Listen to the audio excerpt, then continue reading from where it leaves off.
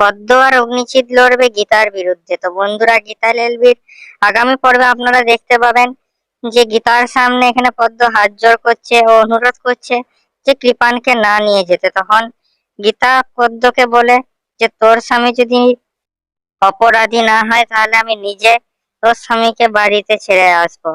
তখন পুলিশে কৃপানকে নিয়ে গেলে পদ্ম চিৎকার করে গীতার নাম নেয় এবং গীতাকে বলে যদি আমার স্বামীর গায়ে কেউ হাতও দিয়েছে তাহলে আমার চেয়ে বড় শত্রু এই পৃথিবীতে তোমার জন্য কেউ হবে না।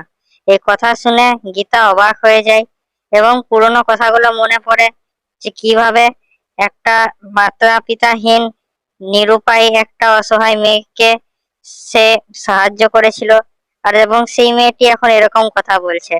তখন গীতা পদ্মকে বলে আমি তোকে যা সাহায্য করেছি তার প্রতিদান তুই এইভাবে দিবি?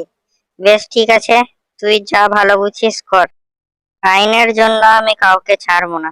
তখন পদ্ম বলে তুমি জানো না আমি নিজের স্বামীকে বাঁচানোর জন্য কি কি করতে পারি। তখন গীতাও বলে তুই জানিস না আমি আইনের জন্য কি কি করতে পারি। তারপর কৃপানকে পুলিশে ধরে নিয়ে যায়। একটু পর পদ্ম মুখার্জি বাড়িতে এসে অগ্নিজিৎ মুখার্জির কাছে গীতার নালিশ শুরু করে এবং বলে যে গীতা অকারণেই কৃপানকে ধরে নিয়ে যায়। তারপর পরিবারের মধ্যে তর্কাতর্কি শুরু হয়ে যায়। পরিবারের কিছু সদস্য এখানে গীতার হয়ে বলে আর কিছু সদস্য গীতার বিরুদ্ধে বলে। যেখানে অগ্নিজিৎ মুখার্জি পায়ে পড়ে পদ্ম বলে যে কিচ্ছু করেই হোক আপনি কৃপানকে বার করুন জেল থেকে। আমার নতুন সংসার হয়েছে, আমি নিজের বরকে হারাতে চাই না।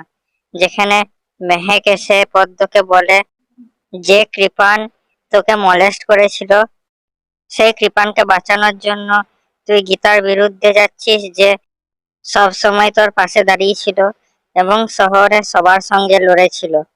তারপর অগ্নিজিৎ মুখার্জি বলে মেহেক, ঈশা আর এলিন তোমরা তোমাদের মুখ বন্ধ রাখো, আমি কথা দিলাম আমি কৃপানকে বাঁচাবই। তারপর অগ্নিজিৎ মুখার্জি গীতাকে ফোন করে বলে কৃপান ব্যানার্জি আজ থেকে আমার ক্লায়েন্ট, তাই ওর গায়ে যেন কেউ হাত না দেয়। যতক্ষণ দোষ প্রমাণ না হচ্ছে ততক্ষণ আমার ক্লায়েন্ট দোষী নয়। তারপর গীতা আর অগ্নিজিৎ মুখার্জির মধ্যে তর্কাতর্কি শুরু হয়েছে। তো কি লাগছে বন্ধুরা, গীতা কি এখানে নিজের বাবার খুনিকে ধরতে পারবে? বলুন কমেন্টে। আমাদের ভিডিওটা লাইক করুন আর আমাদের চ্যানেলটা সাবস্ক্রাইব করুন এরকম আরো আপডেটস এর জন্য।